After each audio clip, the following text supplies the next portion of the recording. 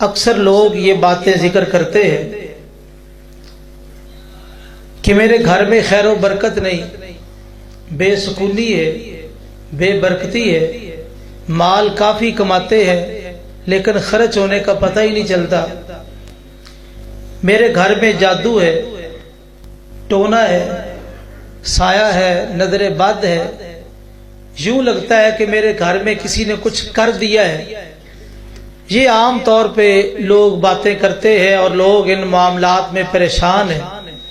اور مختلف علماء کرام کو بلا کے دم وغیرہ کرواتے ہیں، علاج کرواتے ہیں۔ تو چونکہ یہ ہر گھر کا مسئلہ ہے، ہر آدمی کا مسئلہ ہے، تو ہم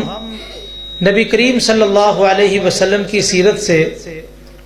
کچھ چیزیں اس وقت جانتے ہیں، اگر ہم ان پر عمل کر لیں تو ہمارے گھر پرسکون ہو سکتے ہیں، ہمارے گھروں کی پریشانیاں نکل سکتی ہے، ہمارے گھروں سے بیماریاں دور ہو سکتی ہے۔ تو آج کی اس مجلس میں انشاءاللہ آپ کے سامنے نبی کریم صلی اللہ علیہ وسلم کی 6 سنتیں اور بالفاظ دیگر آپ کی سیرت میں سے 6 چیزیں آپ کے سامنے رکھنا چاہتا ہوں، جس سے میرے اور آپ کے گھر میں سکون آ سکتا ہے، خیر آ سکتی ہے، برکت